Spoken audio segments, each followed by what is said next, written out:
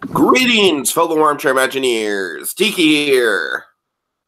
And BlueDragonFive. And Dragon, you don't mess with Disney. You don't mess with Disney. The Addams Family came out. The Addams Family came out yesterday. And they were like, "Hey, check out our little movie. We exist too. You know, there's something in the entertainment stratosphere outside of outside of the Mouse House." And then Disney's like, "Yeah, well, we're going to give you a trailer for the second most anticipated Disney movie of the year after Endgame. Take that." Man, oh man, Dragon. But you know what the irony is? What's the irony? Neither of us really care all that much for either of these trailers. Like, the Addams Family, it's not that I dislike the Addams Family trailer. I just don't really think there's a lot to go on in terms of like a shot-by-shot breakdown. I just think it's more of a teaser. It's a decent trailer, and we'll get into it. The Lion King, Dragon, I think you and I are kind of like on the same page. Like we're both a little apathetic about it at this point, especially after my experience with Dumbo. Dragon, would you like to regale the audience about kind of the irony of our conversation right at the end of last night's podcast regarding The Lion King? If you remember what it is. Well, I mean, you might. I'm trying to think if there's anything specifically special about it, but I mean, the whole. I think, to me, sorry, I didn't mean to throw you under the bus there. To me, the irony of it was that I was specifically kind of like, it was almost an exact repeat of like my Through the Looking Glass situation. It doesn't look very good, but James Bobbin is directing, and he did the Muppet movies, so I don't know, it could be good. Dragon, I was basically saying like, well, we only saw the Circle of Life footage so far. We don't know if it's going to be shot by shot all the way through. And Dragon, after seeing the footage for the Lion King trailer, I can safely say that, by all intents and purposes, this is the Psycho remake of Disney live-action remakes. Like, why is this happening?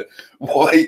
You know what's funny, though, Dragon? To add just another layer of irony on top of it, like, the Disney fan community in general, I've seen them going nuts for it. Like, my good, I almost called him my good friend. I've sent in a couple viewer questions to him, but he's not my friend by any means. But John Campia, former member of Collider, Dragon John Campia, he literally called the trailer a religious experience. Yeah, I wouldn't agree with that assessment. I mean, Tiki, I'm not the most religious guy, but I mean, I would still say, religious experience not exactly the on the top of kind of comparisons to make with the Lion King trailer. I think even for an avid Lion King fan, I don't know if it's going to be really religious experience worthy. I don't know.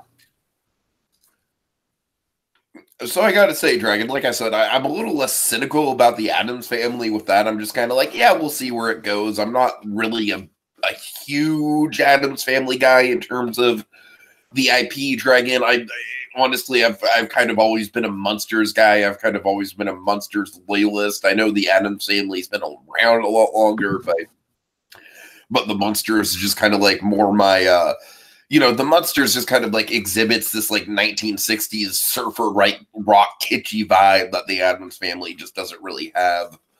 But I digress, Dragon. We decided to split it up, split this podcast into two podcasts for the price of one, 2 shot-by-shot breakdowns for 2 relatively underwhelming trailers that we don't really have a lot to say about. So this should go quick, even though it's 2 trailers. Dragon, what are your overall thoughts on both of these? Well, real quick, I wanted to read off some stuff from Donovan here. We got Donovan Martin joining us in the comments. Glad to have him. I see he says, the mouse kills anyone in sight. Target acquired. Sentiment there. The Lion King. Just staring the Addams Family poster down. Regards to Lion King, the Lion King, however, looks phenomenal from a technical standpoint. You can't deny this. I mean, look-wise, no, I don't deny that. I still think it's pointless, but I won't deny it looks great. Yeah, sure. He's really wondering how they're going to handle I just can't wait to be king. You know what, Donovan? I'm glad you bring that up because I am very curious about that as well. There's some other stuff which we'll kind of also see if I can seed throughout. But I guess okay. So the Lion King reaction for me. So I'm watching this thing, and of course, as you probably gleaned from the Dumbo when we kind of were talking about Dumbo, you probably can glean that on the whole, of all the Disney live action remakes they're doing this year, the one that has basically from the outset kind of has the least amount of my attention is the Lion King. I gotta be honest. And I know that sounds harsh, but it's just I mean, for me, Dragon, I'm kind of like the opposite, where it's like the Lion King has my attention, you know, because it's got a special place for me. The original movie does. It was the first movie that I saw in theaters way back when I was like 4 years old. I'll always tell that story on the podcast, but you know, so it is kind of like this this rite of passage almost to see a movie that you saw in theaters remade in theaters. It's like kind of a sign of getting older almost. It's like, well, this is for a new generation now. Dumbo was always the one I was just the most apathetic about. Like, honestly, Dragon, if it wasn't for the podcast, I wouldn't have seen Dumbo, just straight up. I just wouldn't have bothered with it. Yep. But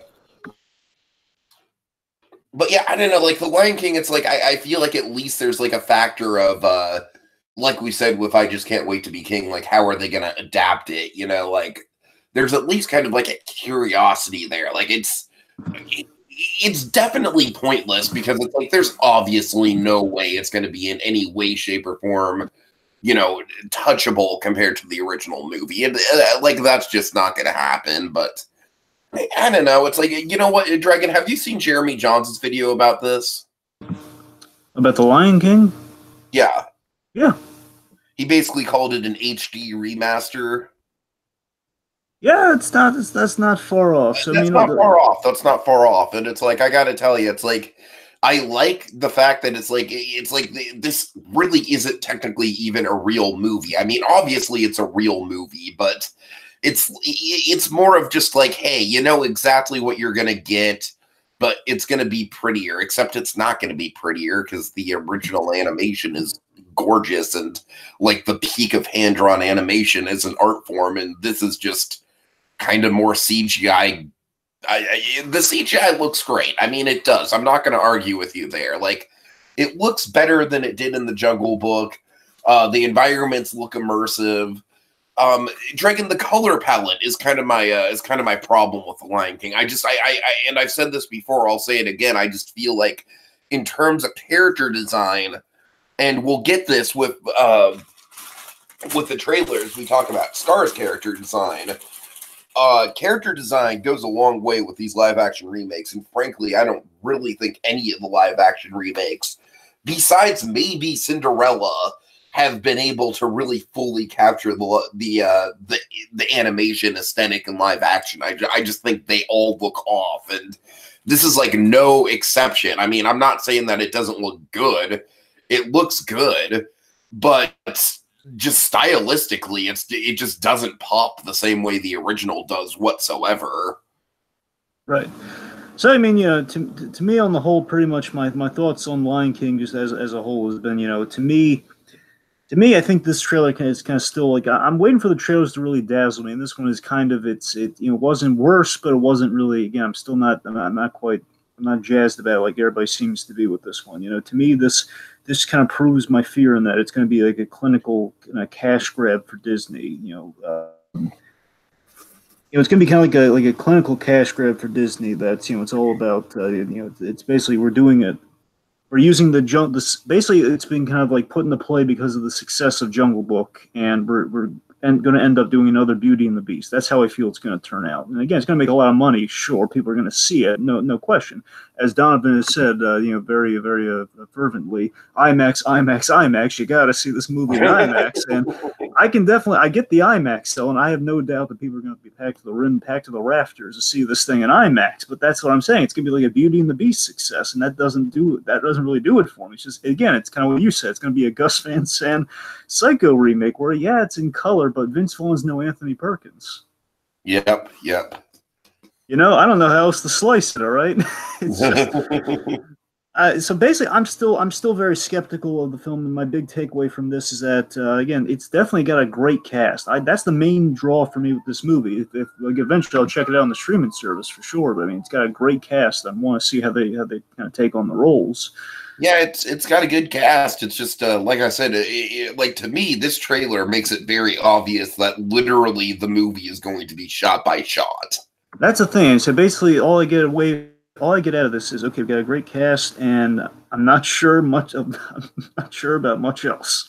You know, great cast. I mean, the effects. I mean, again, it looks good, but that color palette thing's really distracting for me. And there's a few moments in here where it really kind of takes away. Like, yeah, there's something really off about this. But again, it's and that's the thing. It's photorealistic, but I'm going to cite you one of the great examples of photorealism hurting a movie.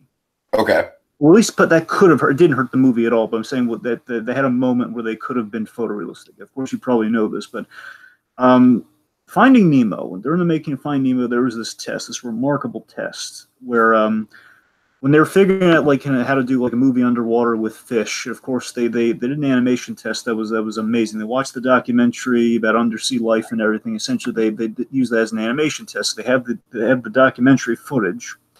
And they did a test where basically they saw how well they could replicate it, and they basically did it photorealistically. It was like perfectly. It was identical, as in it looked identical to exactly what you saw one frame next to next. You couldn't tell the difference. It was that good.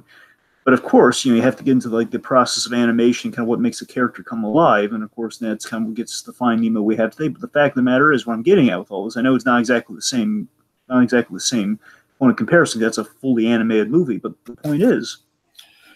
Dragon, it's literally the exact same problem that the character designs had in the live-action Beauty and the Beast.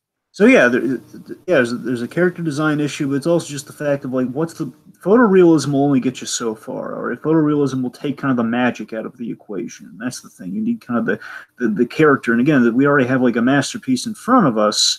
And well, I mean, it's a really great movie. A lot of people love, and it's a good movie. That you got to admit, it's good. Maybe not. Say some people argue like, what is the best Disney movie? Many people say Lion King. Some people might say Aladdin. Again, I'm probably inclined to agree with the Aladdin people. I don't know.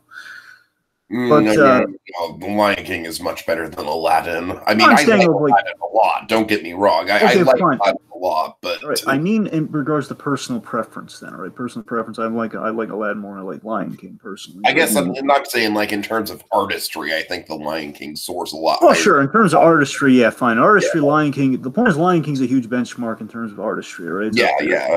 And that's what I'm saying. It's like kind of like what it's the out of all the Disney remakes, and this is like one they like for the longest time they listed. Oh, they're going to eventually do all the Disney movies in live action. It's kind of a money printing machine, and I guess we have to sell those few people. I guess are just like it's live action or bust.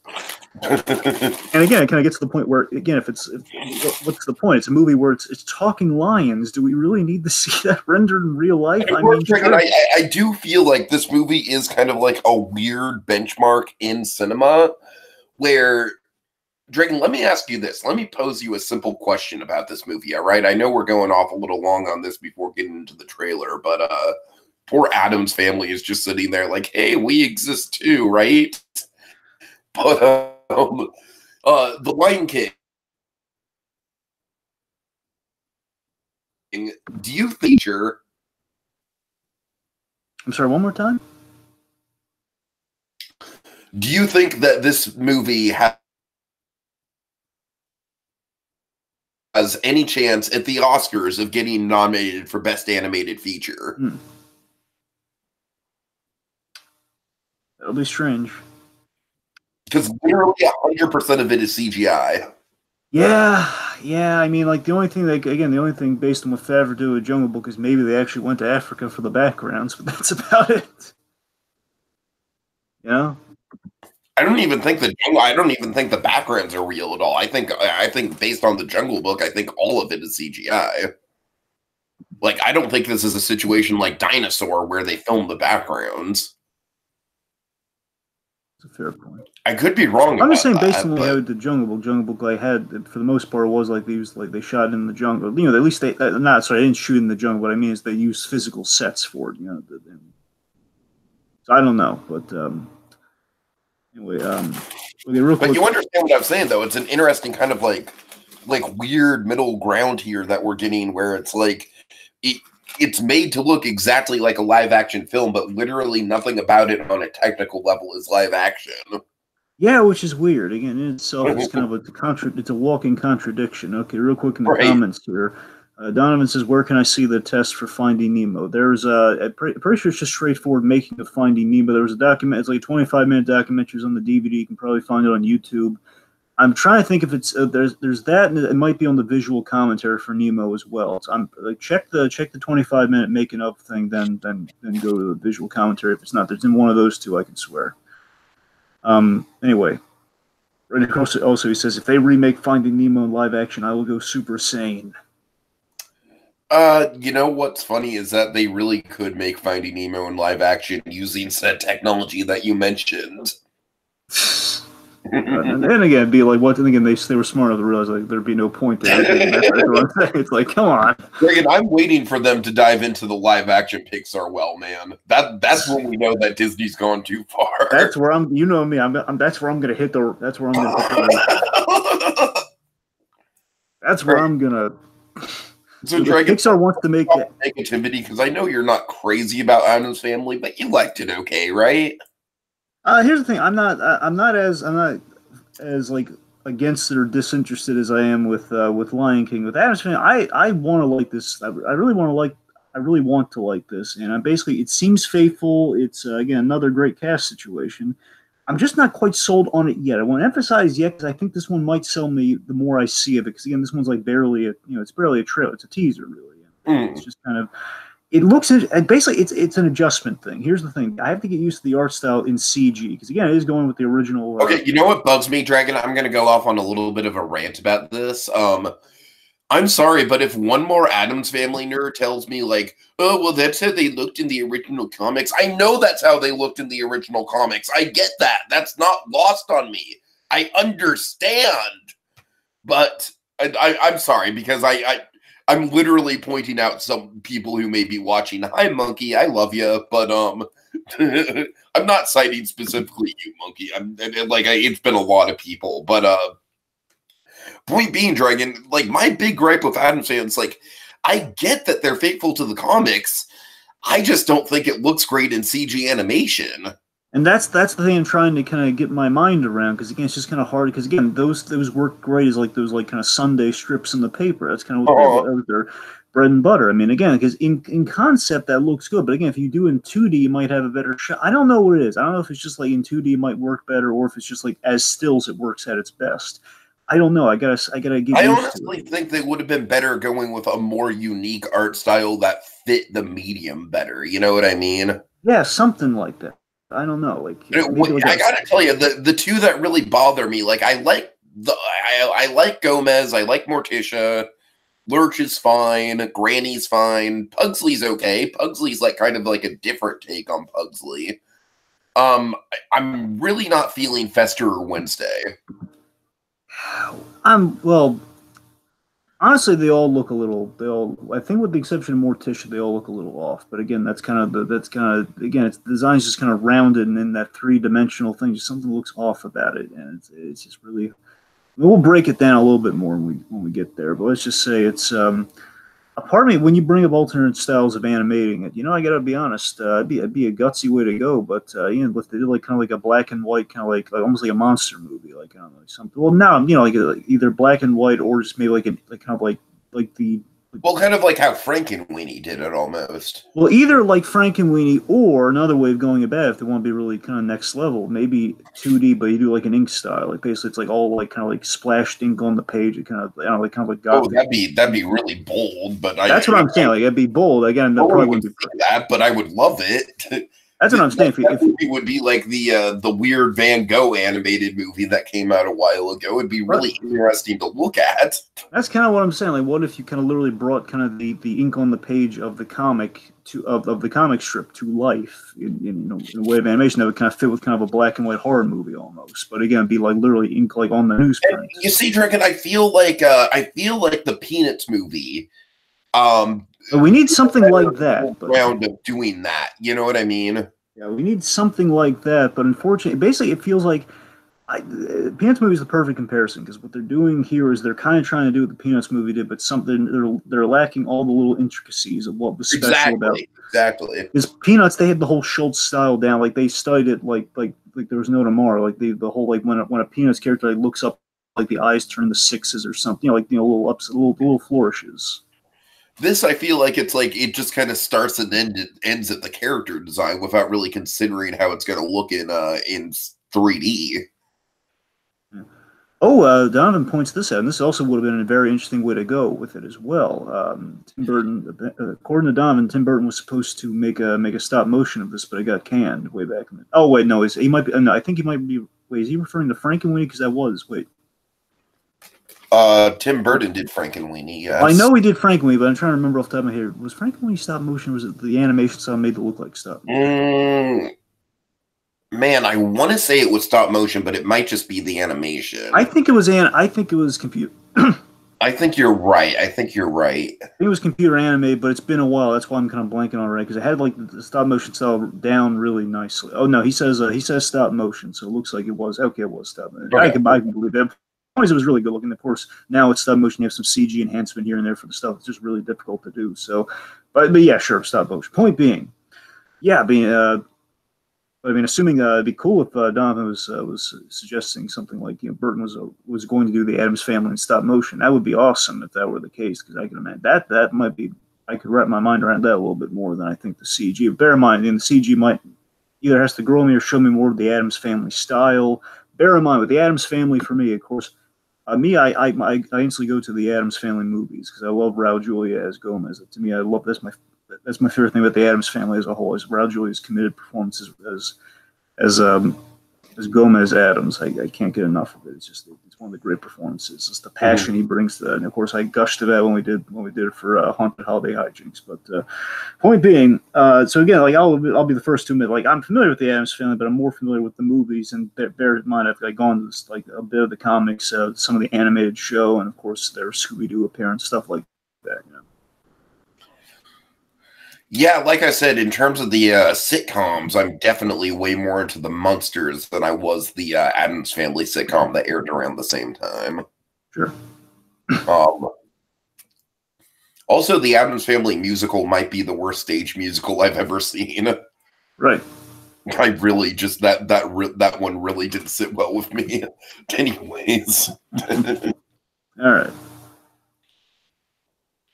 All right, so all that said, I guess we should start off with Lion King, going shot by shot. Okay, let's do it. Let me switch the screen share over.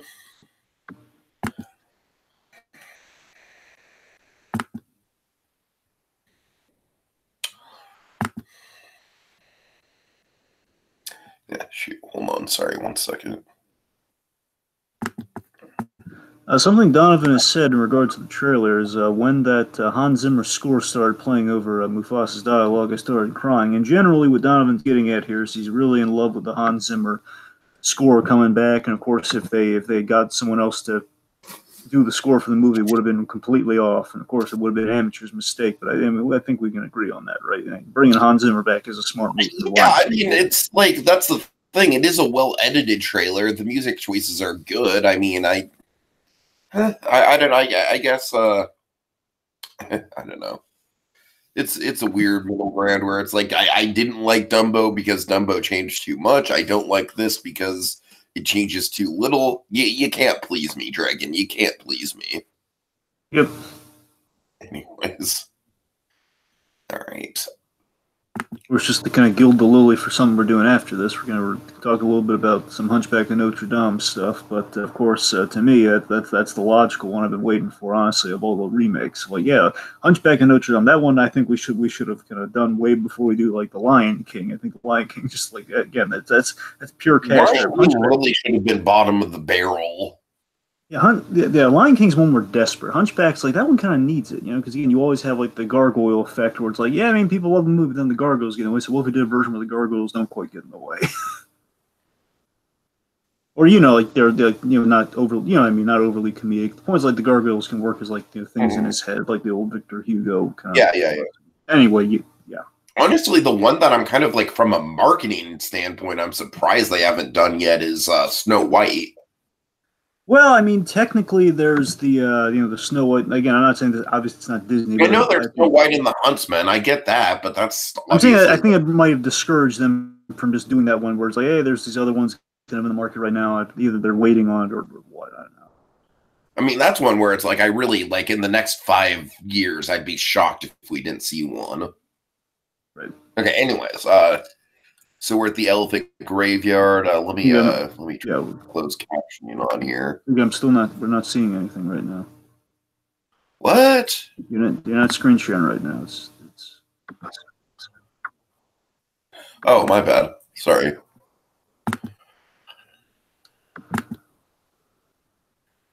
Donovan says one thing Jon Favreau does best is make the themes, both Jungle Book and Lion King, sound and feel epic. Yeah, for sure. Okay, here we go. All right.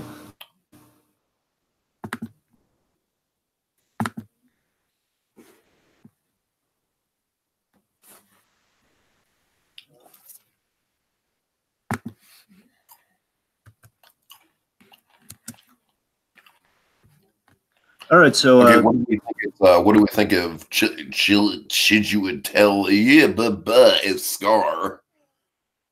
Ejiofor. So yeah, he's not bad. Again, I'm loving all the casting. I mean, is he Jeremy Irons? No, but he's not bad though. And what is he Jafar from the live action Aladdin? God no. To step up from that. Yeah, that's what I'm saying. It's like, thank God. Although honestly, Dragon, I gotta say it's like a weird kind of counterpoint here because visually I kind of like the look of Jafar a little bit more than this Scar.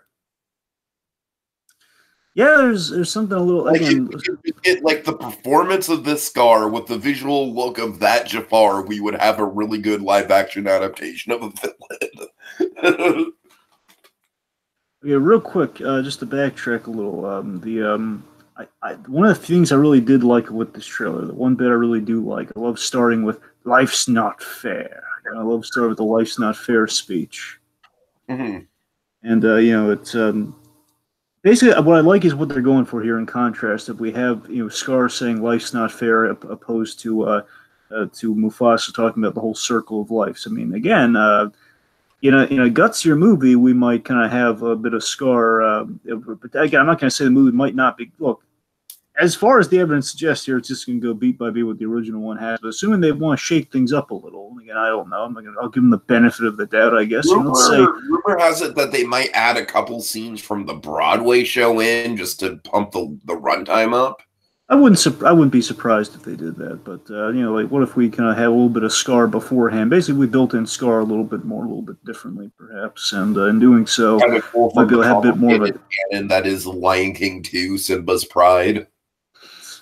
God, well, maybe not that far, but but you know what I mean. Like the whole, like again, like having more of a parallel, like this trailer is kind of suggesting of the whole, a guy who has a very different. Kind of side of there's a very different perspective on the circle of life philosophy, which is Scar. Like that to me sounds like it could be really interesting. So basically, all the potential I see in the movie is kind of come from the opening of this trailer. I got to be honest. Like that's the big praise I can give this trailer, opposed to where I was just generally with opening with the circle of life opening of the movie. I hear you. I don't know. Just visually speaking, it kind of bothers me that the lions just really blend into the background almost. I gotta tell you, based on this trailer, Elephant Graveyard looks very unimpressive. Yeah, I hear you. It kind of reminds me of like how they adapted the Cave of Wonders in Aladdin. I mean, go to the openings. Like, go back a little in this. Okay, hold on. Like the first shot we see of this thing on the outside. Now I'm okay. This is good.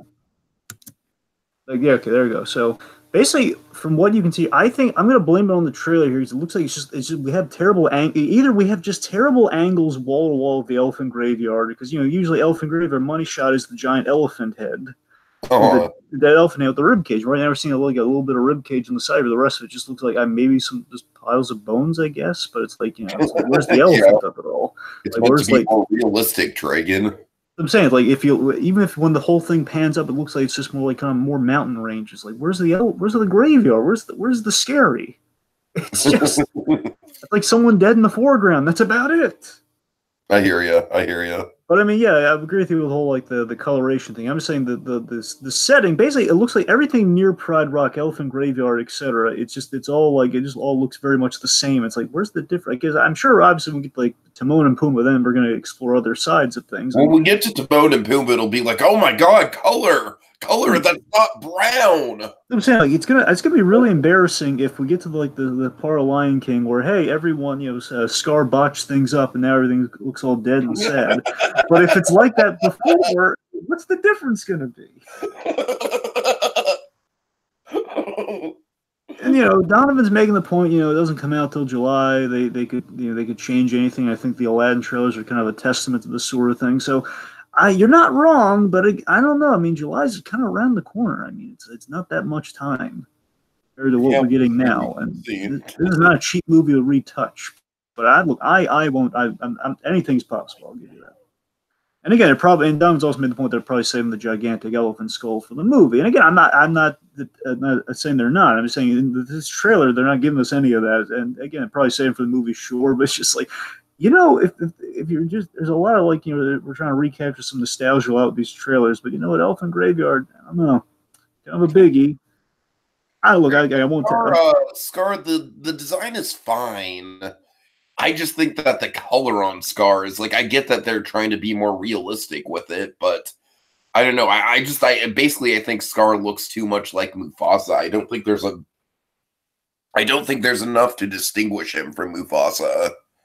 It looks a little ratty, I gotta be honest. I mean, I'm gonna give him some points here. So again, what I like about the trailer, the opening here, what Scar's saying is that Scar's really emphasizing the whole, we're begging for scraps, and when he says begging for scraps, you see him and the hyenas around him, and I like this idea. It's kind of suggesting a little bit more of we see why the hyenas are following Scar aside from just kind of like the implied thing in the movie, where okay, they follow Scar because he's making promises to them. Where here it seems like maybe there's a bit of a respect going on there, where he's kind of a guy who's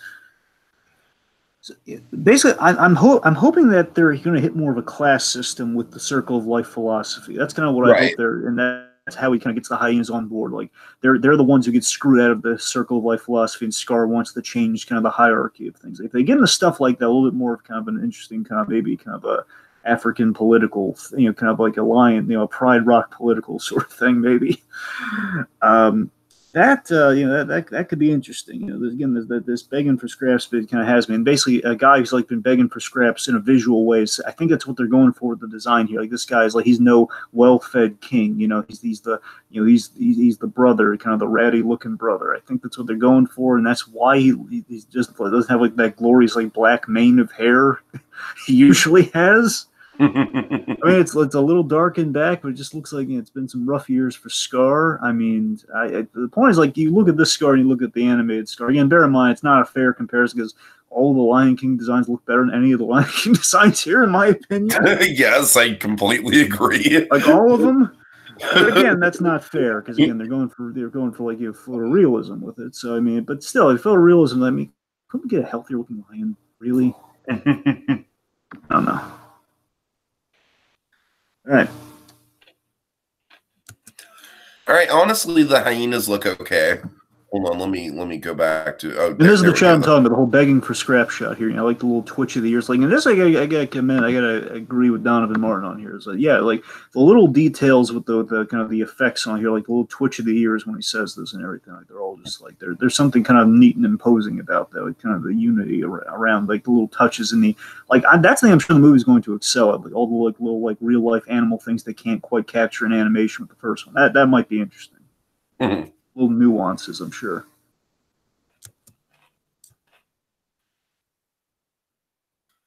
Honestly, the hyenas kind of look maybe the closest to their animated counterpart. Yeah. And I'm saying that in terms of they're not really how hyenas look in real life, and I think that's kind of a compliment, honestly. There is something a little stylistic about them. It'll be interesting to see how comedic they go with them because I know they have Eric Andre and Keegan Michael Key, so they have some like actors that definitely feel like they're gonna bring like a little bit of comedy in this thing. Of course, Timon and Pumbaa. I'm not saying the whole thing is going to be dour and serious. I'm just saying like I wonder how far they're going to go with realizing kind of the some of the like all the fun of the Lion King. So that'll be interesting to see like how the kids. Basically, it looks like the hyenas look really imposing in this trailer. So I'm wondering if they're gonna like, given the kind of the caliber of talent they have behind those hyenas, they're just gonna be a little bit like kind of like the original, where it's like, hey, they're also gonna be kind of fun, but they're gonna be really intimidating when it counts. Yeah, we'll see. I mean, I just think that we're gonna basically just get the same kind of dynamic that we got in the original because like everything in this movie is pretty much shot by shot. So I have no reason to think that we're not gonna get the one of them's an idiot, one of them's a charmer, one of them's kind of the leader. Yep, one's Whoopi Goldberg. Yeah. Well, not in this case, but you know what I mean. Ordinarily, the Whoopi Goldberg one.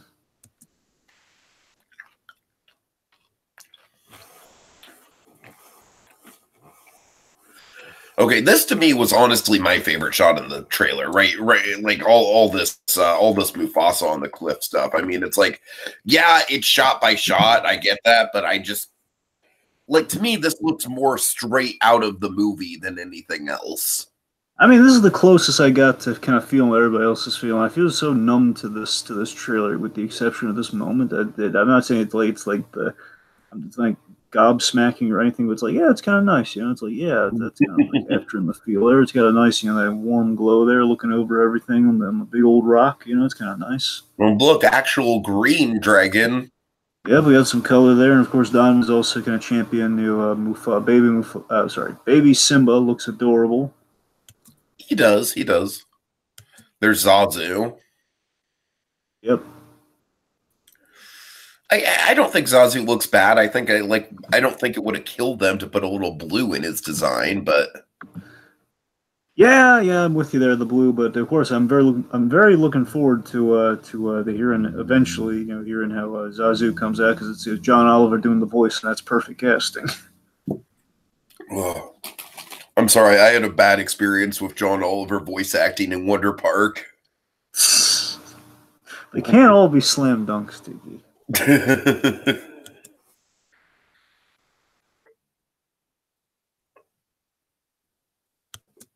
Yeah, like you said, here the hyenas definitely look imposing, so it will be interesting to see how they handle the comedy.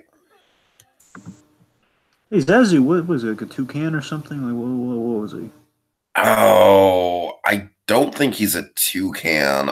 I'm not sure. Right.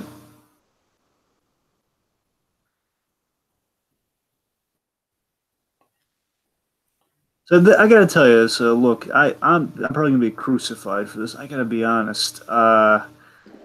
This scene I think is gonna be really, I think it's gonna be really inferior to the original. I think this scene does not look like it's gonna be. I think they're kind of taking the teeth and the attitude out of the Stampede scene right now, because I'm not. It's again like it's the environment just seem like again like this Pride Rock setting just looks really kind of dried in broad daylight, just kind of real passive lighting. It's just all kind of blending together. It looks really just kind of like a dry. I'm not getting any personality from any of this. It just seems like it's just okay. So it seems Simba running away from the Stampede, but I don't know. It's based again purely based on a trailer, but again, I think it's a smart assumption at this point that the movie's. I think the big question of this isn't going to be the visual look of it. It's going to be how do they capture the emotion of Mufasa's death. That's going to be the that spoiler alert. That's going to be the big crux of everything in this movie. It's like, and honestly, Dragon, I have a feeling they're going to fuck it up as much as they fucked up Baby Mine. And you see what I'm saying, though, right? Where this just the beginnings of that so far. What we have here just does not fill me with confidence for the big death of Mufasa scene. If it's not selling me just the intensity of the buildup of Mufasa saving his son here. It's like, no, man, it's not getting me. And basically, I feel this is the thing that kind of makes me feel guilty about the trailers, that I see they're going for a lot of nostalgia here, but I've never had this word like the nostalgia is trying so hard, but it's just not hitting me at all. I hear you. I hear you. It's like I mean, it's working for a lot of people, you know. I know, and I feel so like weird. I the feel fan base, like in general, is pretty on board with this. like I feel like you for a change. Oh man, damn, this nostalgia is just like it's not hitting me.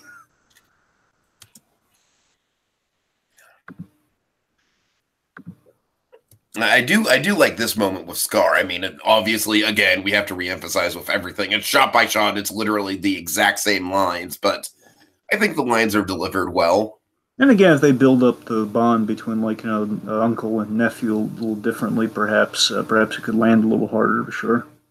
Mm-hmm. Probably.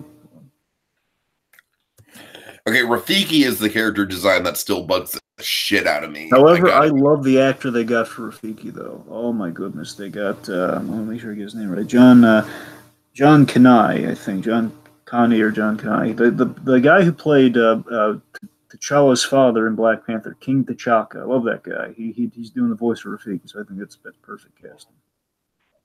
All right, fair enough. Remember, he essentially did play Rafiki in the Black Panther when he went to the ancestral plane, so it's kind of yeah. Well, it's a bit of it's a little bit of Rafiki and Mufasa there, obviously, but anyway, it doesn't. So this is a shot that we were expecting, and honestly, it looks good. It does look good. I'm not denying that.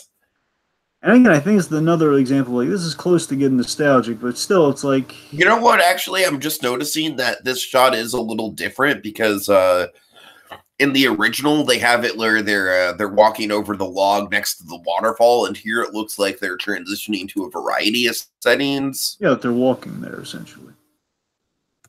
Yeah, so I don't know. I'll give some credit where it's not an exact shot by shot. You know, it's the same idea portrayed in the same way, but it's like at least it's not 100% on point. Yeah, sure.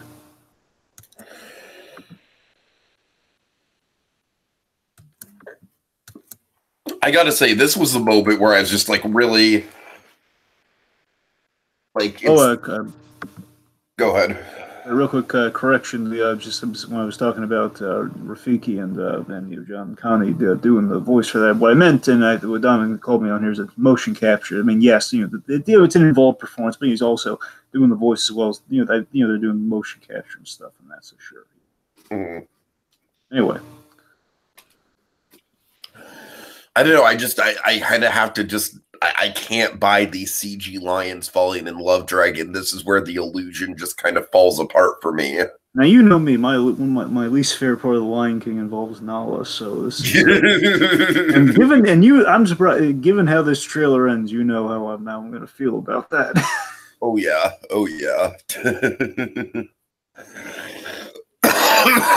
All right.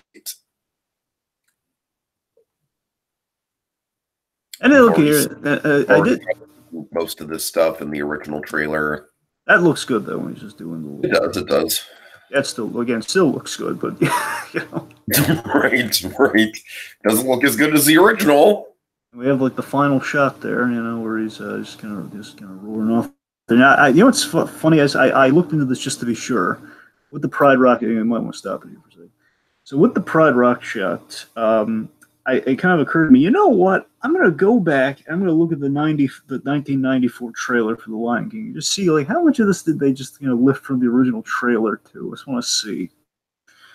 And I got to tell you, just comparing the trailers, here's the thing. They use almost identically the same beats. It's almost identically the same beats in the trailer, at least like pretty much all the set pieces that you see here are in there, pretty much.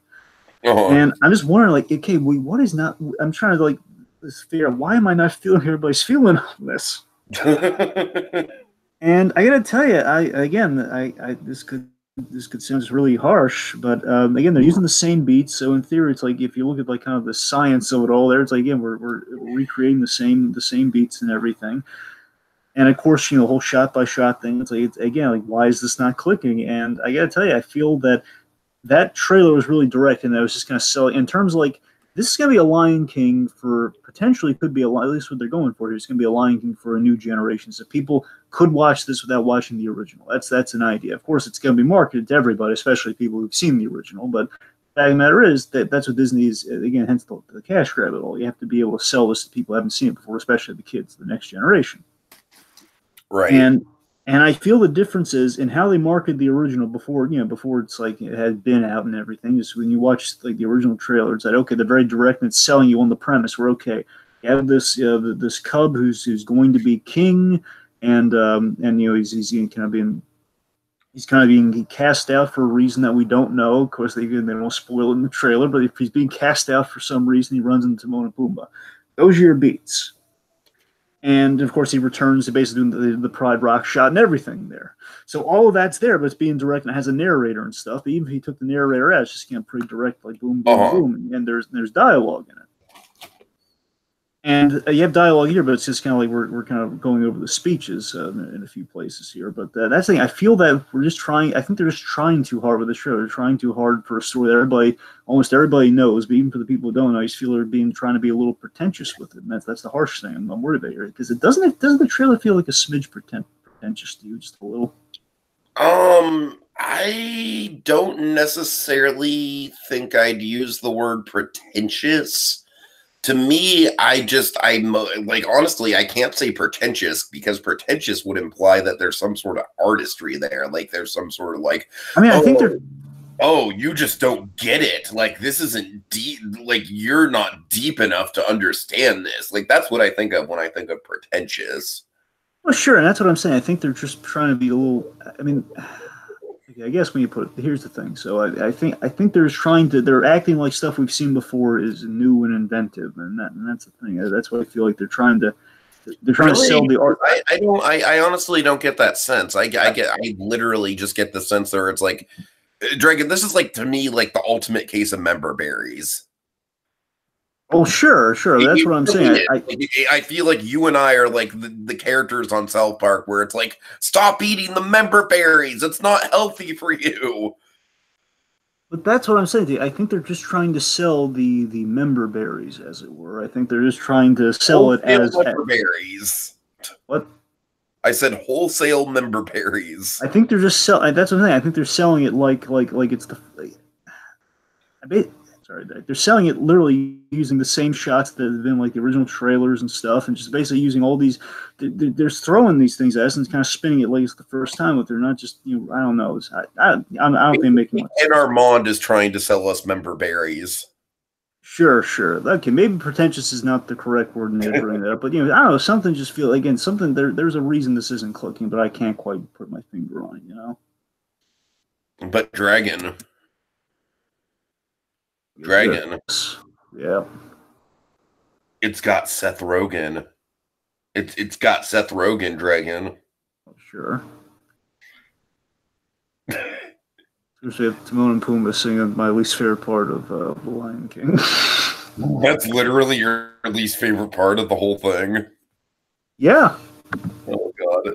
My least favorite part is the whole lion, is the lions sleep tonight sequence, and I would not go that far. I thought it was kind of a fun, like little, like subtle pop culture nod. No, I'm just saying, I'm not saying the way they did it here is like, I'm just saying in general, it's like this. The thing isn't selling me, or then it ends on like the song. I'm like crossing my fingers, like of course it's gonna be in there, but like in a perfect world, maybe they cut that part out of the movie, In a perfect world. I'm mystified though is like, how the hell did they not end on Hakuna Matata? Yeah, I gotta be honest. Now you bring that up, yeah, that is crazy. Like, I feel like the perfect opportunity, like, how the Jungle Book trailer ended with Baloo kind of whistling bare necessities? I feel like you could have done a very similar thing with Hakuna Matata. Oh, sure. Yeah, you're right. The song's so good, it's in the first Toy Story movie. I don't know. Weird. Well, fun fact. Okay, anyway, but so also Donovan says Timon's really cute and kind of like a meerkat sort of way, and people in terms of like. I do like the way that Timon moves more naturally, like a meerkat. I like that. Sure, and so apparently there's like a big meme here about the lion sleeps tonight meme. So I have no idea what that means, but I guess I think now that's become a meme. I think that's what he's getting at since this show. It's become like a new meme. I don't know if it's like a pre-existing meme. I guess that's what I'm saying. Like, does the lion sleep? Does that meme mean anything to you? Nah, I can't say that it does. No. I would say the more meme-worthy Timon and Pumbaa moment would probably be the Hawaiian war chant. All right. Which I very much hope is in this movie. Right. Are you aching? Yup, yup, yup, yup. For some bacon? Yup, yup, yup, yup. Oh, All right. Anyways. Oh, just imagine that realistic meerkat in the hula skirt. Oh, man. All right, so I guess that brings us to the end of the Lion King. So let's talk Addams Family. All right, let's do it. One thing I can speak to with this movie that kind of gets me interested in terms of premise. Well, we'll get there. We have this. Oops. Shit. Hold on. There we go. We have this. The family, and then we cut to the drawings.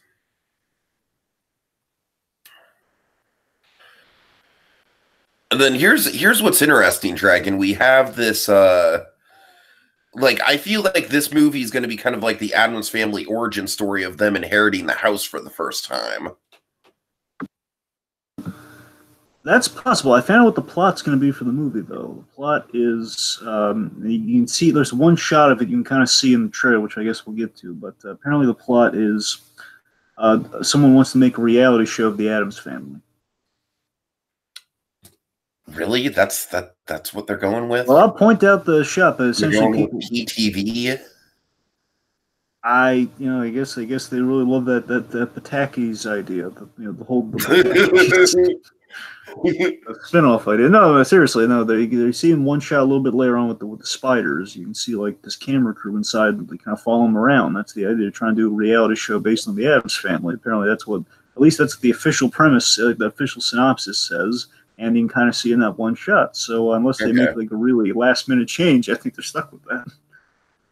Well, I mean, that could be funny. It could have some fun meta humor. Yeah, I don't want to just. I'm not entirely against that idea. Like I feel like that idea worked for the Muppets, and it could work here too.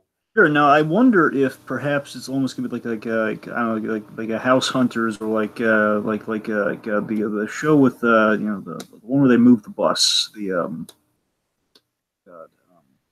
one where they build people's houses who lost their house or something. It has like that guy Ty in it. I don't know. Extreme Makeover Home Edition. Yes, that's the one. So yeah, I wonder if there's gonna be like one of those things where basically these people have bought this famous house and they want to follow them around and all. Either that or they bought the house because if you look, it says Addams right on the gate. Ah, you're right. So I think they inherited the house. That's my theory. All right, that's a fair point. Well, regardless, you could. Okay, I'm going to throw this at you. Maybe it's a reality show for like a paranormal sort of thing, but perhaps it's like one of those things where they want to talk about like the creepy goings-ons within this famously haunted house or something. Maybe. I could see that. That like kind of have like a ghost hunters quality to it. Yeah, that's what I'm saying. Like a ghost, like this famous. Honestly, fun. There's stuff you could do with it. Real quick, something just really bugs me with Gomez because you know me, I'm in this mood for Gomez Addams. And of course, we have Oscar Isaac playing Gomez Addams. I think that could be really fun if done right. But I gotta tell you, Gomez's mustache is making me sad here. She's like, he has a pathetic mustache. At the very least, this shot is a terrible rendering of that mustache. All right. You know what? I didn't even really pay attention to it, but yeah, now that you pointed out, it's like it literally looks like a fucking like freshman's mustache. That's what I'm saying. I mean, look, Gomez, the pencil thin mustache, sure, that's fine, but that is not a pencil thin mustache, right? Come on! I mean, that's not a mustache. That's a remnant of a mustache. That's the baby. That's a mustache's baby brother right there. It's like the 5 o'clock shadow of a mustache. Yes, that is the most pathetic mustache I've seen in animation. Wow. Quite possibly. I can't remember a worse mustache. I gotta be honest. I'm trying to think, but I'm saying like I don't know. This shot, that mustache looks terrible. I don't know what it is. I don't know if it's like lighting or what. I mean, this mustache, of course, like Gomez, big defining thing. He has kind of the pencil thin mustache, but this like it's too thin. It just looks off. Well, I mean, against that is the thing when it's just rendering CG again, it's making him look like his face is too fat, and I don't know, something's off with him. I don't know, it just doesn't look right. I gotta like the voice, though. You like the what? The voice. I know that's the thing. I'm loving the cast on this thing. The cast, so for the most part, again, so that seems like on the money. You had Charlize Theron, you had you have Oscar Isaacs, you have Chloe Grace Moretz. I mean, again, that like on the Finn, what was it, Finn Wolfhard? Which one? One of the kids from Stranger Things. I think it's Finn. Well, yeah, it's Finn Wolfhard. Yeah, he's playing Pugsley. Yeah. Remind me who's playing Fester. I believe it's Nick Kroll. Nick Kroll. That's right. That's right. Okay. My choice, but hey, he could be good. All right.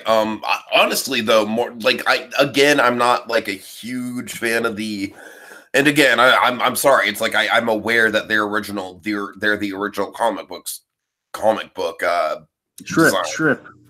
strip. Yeah, sorry, but I'm just not a huge fan of the way they look like. But Morticia just looks really on point. I think this Morticia looks fucking great, honestly. Donovan's made an interesting point here that might justify the mustache thing. Donovan says they're probably younger because again, if they're just kind of inheriting the house at this point, this might be before the kids. This might be how the movie opens. That's a good point. We'll have to maybe take a look and see if we can spot a thicker mustache on Gomez as the trailer goes on. Yeah. All right. That's adorable, though. You got to admit, in spite of the mustache, that's adorable. And you know me, I love the Gomez and Morticia relationship, man. Again, the gold standard. I got to hold it against Houston and Raul Julia because that's the dynamic to beat. But again, I have faith. They got two really good actors in that role. We'll see. Mm-hmm. All right, here we go.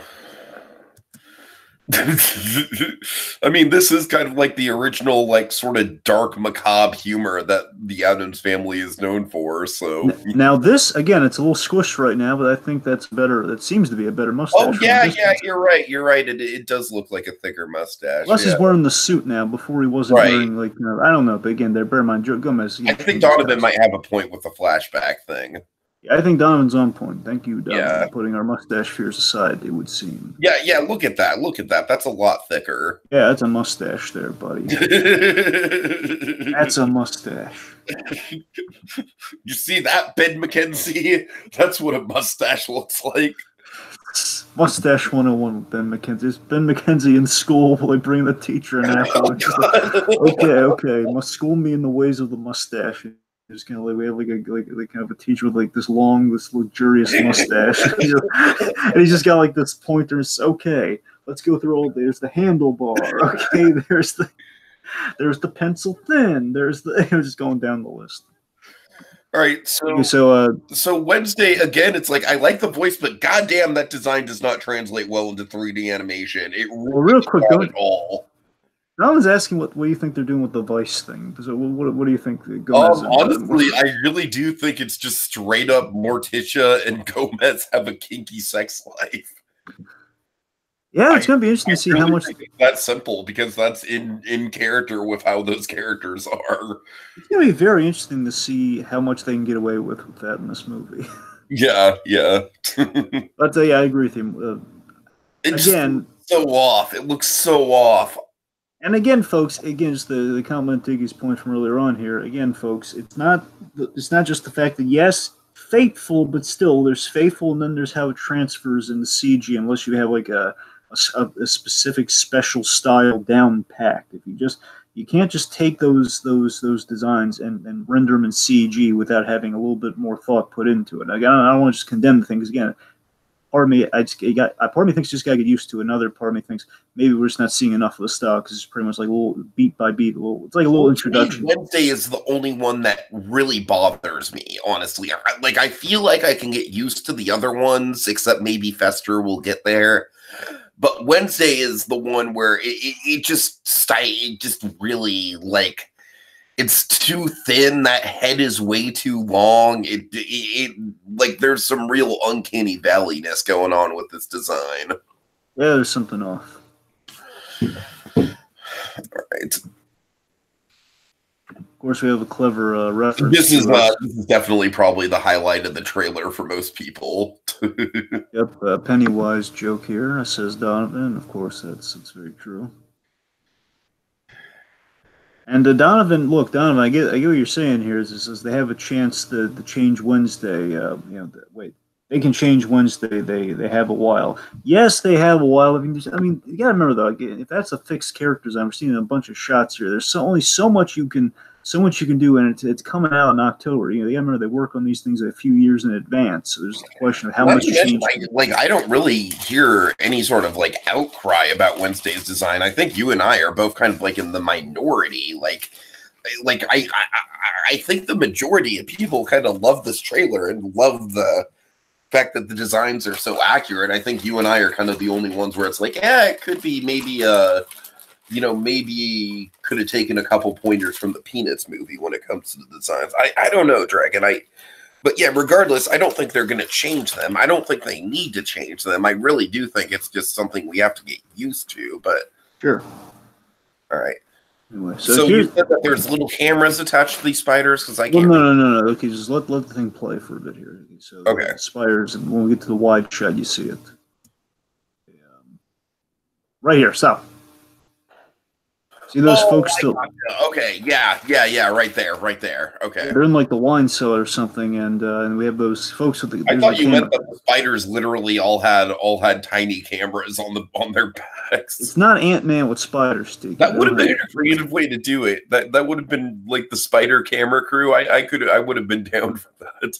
Anyway, I gotta tell you though, I feel I don't know. Again, benefit of the doubt here. Again, this whole Morticia having all these spiders under. I wonder how far they're going to go with the weird stuff here. And this, I don't know. To me, it feels like a little too big for the Addams Family. She has this army of spiders, but it's an animation, so I don't know. It just feels a little. I'm not sure how to feel about it. It's not bad, but it's just ironically, that's also kind of the problem I had with the musical is that I felt like it got a little bit too high concept. Where, to me, the charm of the Addams Family has always been that they're a family that could exist in real life. They're just sort of very, very off. You know what I mean? Yeah. There are of course things that are very fantastical about the Addams Family, like Thing and Cousin It and all that. But generally speaking, the core family members, I feel there's nothing really supernatural about any of them. Yeah, that's the thing. There's a line there where they're indestructible to a point where they can do horrible things to each other and they're going to survive it. But there's still a point where they're not really they're not raising the dead via magic necessarily or anything. Right. And like I said, that to me was ironically, raising the dead is one of the big plot points of the Addams Family musical. And again, it's kind of I felt the Addams Family musical kind of pushed that line, and I hope this doesn't go in a similar direction. But it's they'll dig up dead bodies. It is animation, and you can get away with a lot more in animation. So we'll just have to see. Basically, what I think they're going for here on the whole with this trailer, I think the Addams Family is kind of going for a Despicable Me vibe, and it's going to be interesting to see. Oh, wait, hold that thought on Despicable Me. All right.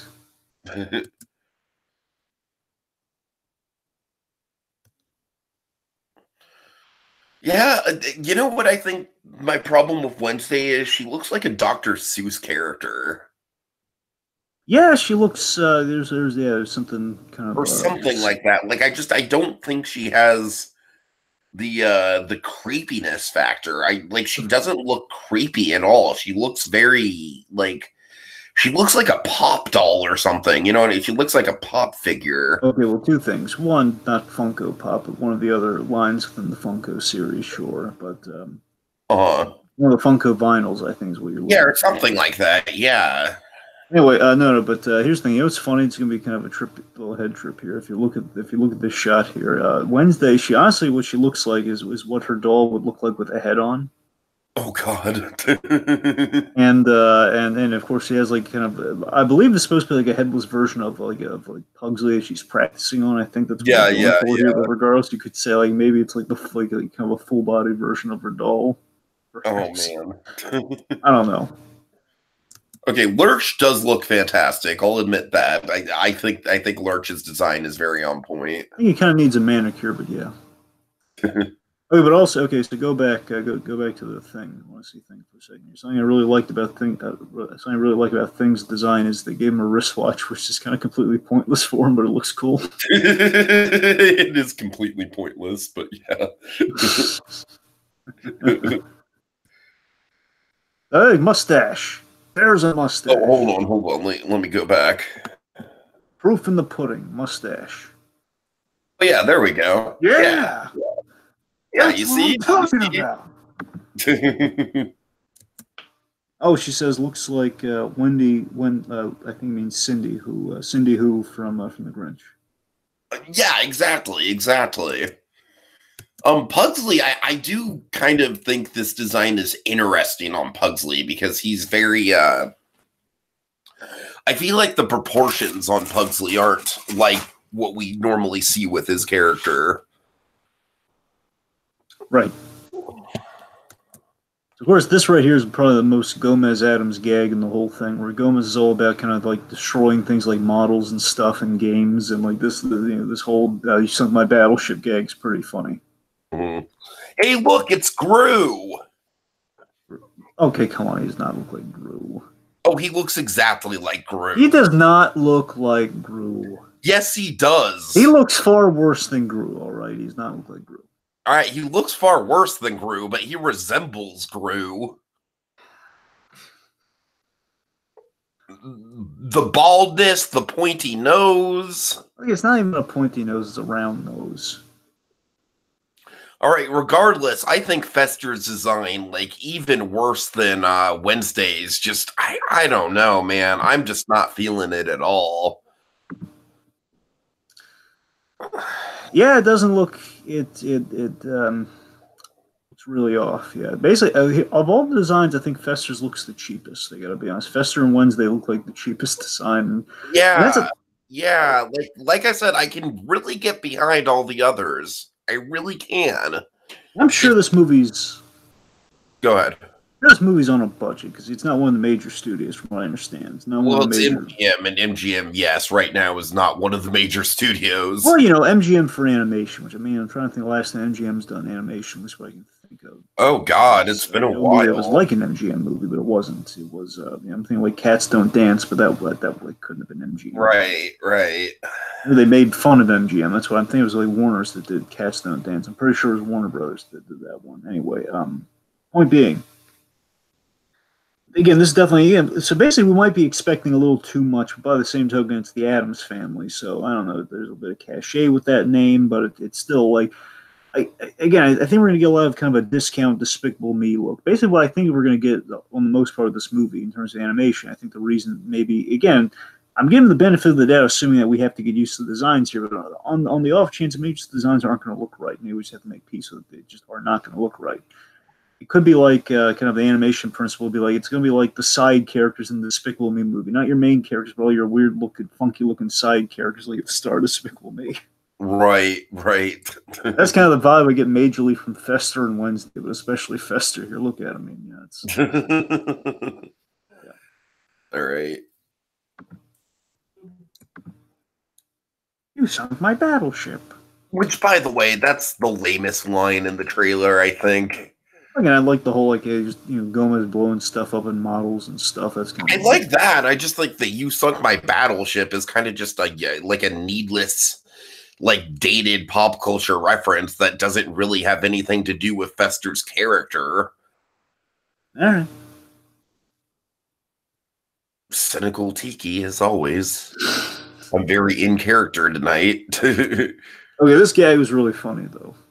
Yeah, this is the best thing with Wednesday. I think she looked better here, honestly. If you look at her here compared to it's not saving it, but I think it looks honestly, I think it might be the green outfit.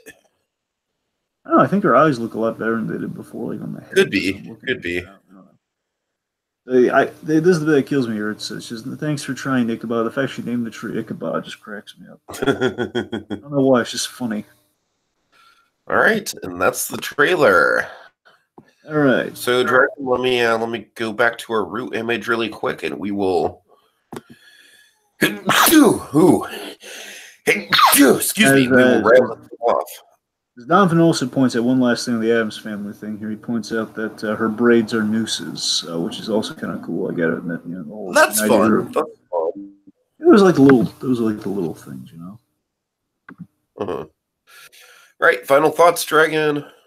Final thoughts. I mean, I'm feeling Addams Family more, but I'll admit, with the Lion King, again, kind of all the things that kind of sell me in the Lion King are up front with what it might be doing, but emphasis on might. Where again, I'm looking for stuff to like in the Lion King teaser. I'm just not sold on it. I'm not feeling it, folks. I'm not gonna. It's just gonna be. It's gonna be a cash grab. It's gonna be a Gus Van Sant Psycho, as far as I'm concerned. Yes, it's gonna do well box office wise, but big surprise, big freaking surprise. It's gonna do well. I hate to say it, Dragon, I really do, but honestly, I feel like the Lion King is more of a cash grab than Gus Van Sant's Psycho was. Right. Because Gus Van Sant's Psycho, there was at least kind of a bizarre, ambitious auteurism there, where it's it was a personal challenge to Gus Van Sant. You know what I mean? It was almost like a dare. I don't really think they expected to make a ton of money with that one. With The Lion King, it's literally just a money printing machine. That's kind of the sole purpose of why this movie exists. Right. All right. So okay. Before we end out here, also want to talk about some other Disney. Let's talk about some better Disney related live action stuff. Perhaps at least let's speculate on it. So Donovan Martin recently on Twitter. On Twitter, Donovan Martin has listed out kind of a dream casting, because we were kind of talking about with Dumbo. Kind of, course, the one I'm looking forward to most is the Hunchback of Notre Dame live action remake. I feel it's the most warranted, and I also really like that movie. We're going to, apparently we were kind of talking a little bit of fan casting, and he has his own kind of dream kind of fan cast in mind. So let's go over it, see what he got. Now I have no idea what he's picked, but Tiki knows, or at least he can find out. We're going to react to it live. At least I'm going to react to it live. I don't know if you've seen it yet or not, but I guess we'll both be experiencing, kind of dish it out a little bit here. It's going to end things out a little positively about these live action remakes. All right. So for Esmeralda, she has Sophia Carson. I believe Sophia Carson is from the Disney Descendants. Yeah, she plays Snow. She plays the Evil Queen's daughter. Gotcha. So, I mean, it's not a bad pool. I honestly, it's more age appropriate than Rosario Dawson would be. But I think Rosario Dawson's a perfect casting choice. You got to be honest, I love it. Yeah, but like I said, the thing about Rosario Dawson is that Esmeralda is more meant to be kind of like the innocent youth in the story, and so that's true. But I mean, Rosario, she's still young looking, and by the same token, it's still comparatively, just compared to Frollo. I mean, Frollo's he's up there. So. No, you're not wrong. Compared to Frollo, plus when you think Demi Moore had that rasp to her voice, so you had a little bit of kind of an age quality. So I don't know. I think you can split the difference. I think it's fine if we got Rosario Dawson. I mean, personally, again, unless I can think of someone, I only had one casting. I had two casting thoughts on it, but I mean, basically, I'm in love with the Rosario Dawson casting choice, and I can't really think of anyone else at the moment. But I'm kind of in love with that choice for her. All right. And for I really like his casting for Quasimodo. It's Taron Egerton. Ooh. Yeah. Wait. No, I was thinking about the other guy, but no, it's not bad. I guess. You know who I'm thinking of though. There's many fans have kind of thrown this guy in the ring, but I gotta be honest, he can sing, and also I think he could do it. Josh Gad. Interesting. Yeah, it's not my fault. I just agree with it. I mean, I never considered that. I mean, Josh Gad, it's I've never really seen him in anything too dramatic. That's the thing. Yeah, but I can picture him singing out there, man. That's I'll spend one day out there. That's Josh Gad for it. I could picture clear as day him singing that. Right. Okay, let's give him some range. Give him a challenge. I think it'd work for him. Okay, let's see. Dragon, does the name Charles Dance mean anything to you?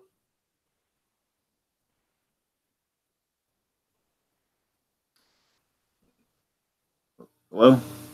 Because I think that might be a typo on Donovan's end. He says either either Charles Dance or Christoph Waltz. But Donovan, I think it might be yeah. I think it might have been like a weird like an autocorrect or something. Right. But Christoph Waltz is Rolo Dragon. What do you think about that? I love Christoph Waltz. If he was in the running, I'd be perfectly fine with Christoph Waltz. I do like your Langella casting though, but I don't know. It's like I'm still with my I'm still going with my Frank Langella pick, but I think he'd be solid. And Frank Langella be honestly, it's a little like what. What I'm saying is I agree with your Frank Langella casting. I think that's really good, but yeah, Waltz is also an excellent choice. But what the interesting thing though is that sorry, hold on, I lost my train of thought because I got paranoid that we got disconnected there for a second. Oh yeah, with Christoph Waltz, the interesting thing is that he really kind of came into mainstream success with Inglourious Bastards, where he played a really memorable villain. But then Dragon, up until this point, he's really kind of been known for playing hero characters after Inglourious Bastards. Specifically Django Unchained, Alita. He kind of has this like grandfatherly vibe to him. I guess, of course, he kind of played a villain in Big Mouth, or not Big Mouth. Fucking what is it? Big Eyes. Yeah, There's Big Eyes, and there's he played bad guy in Big Eyes. He was Green Hornet. He was the bad guy in Green Hornet. He was good in that. Fair enough. Channing Tatum or Chris Hemsworth for Phoebus. Okay, those aren't bad. I could see. Honestly, either of them be good. I mean, I'd probably go out of those two. I go with Hemsworth, but you know who I was thinking of for Phoebus? I'm going to throw this out there. Paul Rudd. Paul Rudd. Phoebus is a likable guy. If you need someone who's kind of that Kevin Kline caliber, I mean, Paul Rudd's really lovable. Everybody loves that guy. I mean, the thing with Paul Rudd is that I just feel like Phoebus has to have this physique about him. Come on, he's in shape. Paul Rudd's in shape. Yeah, he's in shape, but I feel like Hemsworth would more kind of illustrate the general vibe I get from Phoebus. Okay, well, look, if you want to go for the classic, the obvious thing, which again, this is not a problem. I mean, obviously in a negative way, but if you want to go for like the obvious parallel between Quasimodo versus kind of like your dashing man, of course you have it. You have like Chris Hemsworth as kind of the pinnacle of that sort of thing, I guess. So I mean, if he would befit that role compared to Quasimodo. So again, Chris Hemsworth would probably be solid casting. I won't dispute that, but I don't know. Paul Rudd, I think personality-wise, like that'd be kind of cool to see though. Mm-hmm. I mean, yeah, in terms of like if you're just going for kind of the looks, and again, Hemsworth has range, of course, but again, Hemsworth could work. I'll go with Hemsworth. Sure. All right, and Donovan says, save the best for last. Michael Caine is the Archdeacon, a man old and wise, but of good faith and beliefs. Nice. Yeah, I really like that poll. That's a good poll. I imagine he'd be like most of his Christopher Nolan movies, where he doesn't have a huge role, but he's just kind of like the supportive words of wisdom kind of in the background. Right. So that's about all he listed. Any other characters we're missing, Dragon? Well, there's the Jester character, right, Kloppen. Yes, Kloppen. Huh. Ooh, Lin-Manuel Miranda. Of course. Sad thing is that is actually a good. That's a good. I'm blanking on Kloppen. I'm basically blanking on who I would pick for Kloppen. I didn't really think of that. At this Honestly, moment. I could kind of see Oscar Isaacs doing it, maybe. It'd be fun, but I don't know. No, really, realistically, probably Lin-Manuel Miranda. But seriously, I mean, Josh Gad. What can I say? I'm kind of a fanboy. I mean, let's meld them together here for a bit. I think we got a solid cast going here with Donovan's input here, because you have, let's just say, Josh Gad as Quasimodo. You got Rosario Dawson as Esmeralda. You got Chris Hemsworth as Phoebus. Christoph Waltz is Frollo. Either Christoph Waltz or Langella, but if we want that, I'm pretty sure Waltz can sing, so we're probably better. Yeah. And I'm sorry, you're making it out to be like Frank Langella is like some horrible singer. no, I don't know. I told you, I don't know if he can sing. Can he? I don't know either, but I'm just. I know he's a perfect Frollo choice. He's a fantastic actor. He'd be perfect for it. I just don't know if he can. Definitely looks the part. That's the thing. The man's a phenomenal actor. I mean, I know Frank Langella can pull off the role. I don't know if he can. I'm not casting any aspersions. I just don't know if he can. All right. Anyway, all right. I guess that. What about the gargoyles? Who would you get as the gargoyles? Well, again, now you're just throwing that thing, throwing them all at me. Oh God, off the top of my head. God. The Jason Alexander one, the sophisticated one, and then the girl one. What? Get Jason Alexander back. Oh God. He could be the James Earl Jones of this movie. I don't know if that would be the. I'm just kidding. I mean, realistically, I don't know. I can't think of like a stodgy fat actor that would be good. Oh no! You know who would be legitimately good as a gargoyle? Who? Doug Jones.